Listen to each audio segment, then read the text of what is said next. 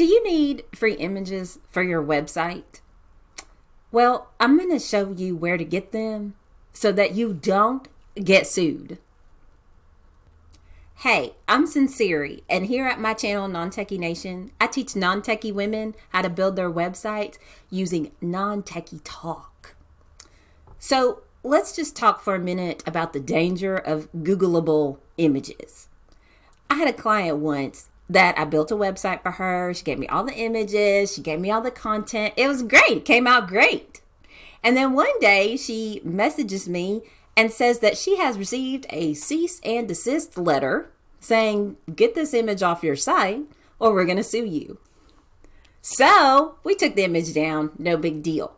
However, this is why I'm making this video for you guys, because you need to find images that are free that you can use on your website that don't get you sued. They need to be copyright free or royalty free. So before we get into how to do that, let's just break down the techniques talk so that you understand what I'm actually talking about, and then we'll figure out how to do it. Okay, so let's do a little techniques translation. All right, because I'm going to use some terms and I want to make sure you understand what they mean when I talk about them in this next part of the video. So the first techniques we're going to talk about is when I say copyright free or royalty free images. And the translation of that, it just means that these are images that are made for anybody to use anywhere without having to pay for it, and you don't get in trouble. That's all that means. So you might have heard copyright, but royalty free, sometimes people haven't heard that before. That's all it means. The second techniques terms are going to be about image size and resolution in pixels.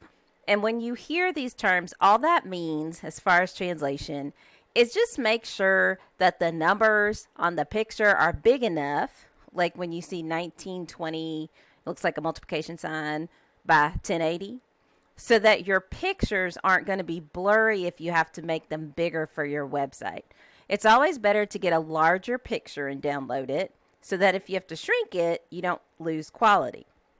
But if you get a tiny picture and then try to blow it up for your website, it's going to be really grainy and blurry, and that's not good. All right, techniques done. Let's move on. In this video, I'm going to show you how to get royalty-free images to use on your website. You want to use royalty-free images because that way you can use them anywhere and not worry about any type of copyright infringement. A lot of times people go and just Google an image that they want and come up with all these different ones, and the thing with that is you never know whether the image is copyrighted or not. So it's always better to go to a site like Pixabay to pull up images that you can download and know that you can use them without any fear of copyright infringement. So we are on the site Pixabay, and you just type in pixabay.com up here, and then you can search for whatever type of image you want. So I'm going to put in the image for desk. Now, the first things that come up, you'll see sponsored images by Adobe, or it may be by Shutterstock or wherever. You don't want to click on sponsored images because that means that you're going to have to pay for them. And what we want are free, royalty-free images so that they're not going to cost us anything.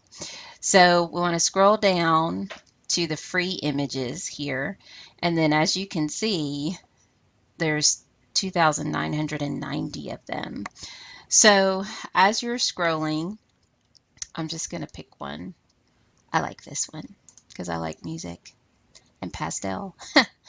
So pick one that you like, and then you'll go over here to free download and click on that. You can choose this 1920 by 1280 for the default. That size is fine to download. It's good for cover images if you're going to use something that spans the whole width of your website. I wouldn't go any lower than the 1280 by 853, and you can do the 640. But if you want to blow it up and you download this 640 image, then it's going to distort the picture. So I always like to start with the larger one, and then I can downsize it, and I know I won't lose any kind of quality if I want to use a bigger version of it. So I'll just leave it at the default, and we'll click on download. You don't have to sign up.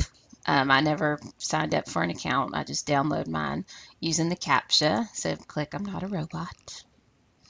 And then once that's confirmed, you click on download. And it should bring up a place for you to download that photo. Mine is automatically set on my laptop to go to my Google Drive stream, so I can automatically save things to Google Drive.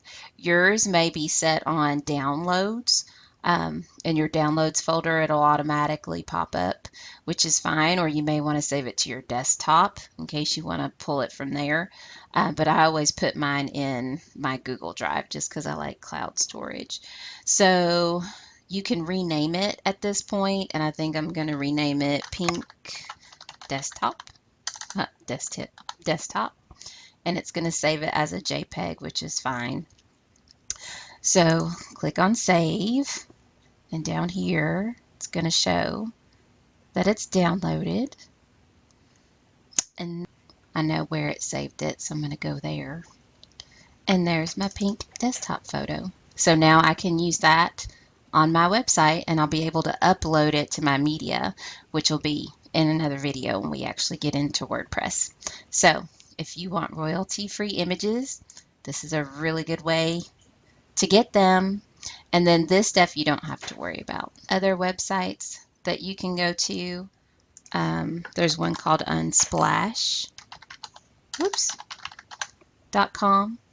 It's the same type of thing where you can get all kinds of images here, and it's the same process. You just put in your search what you're looking for.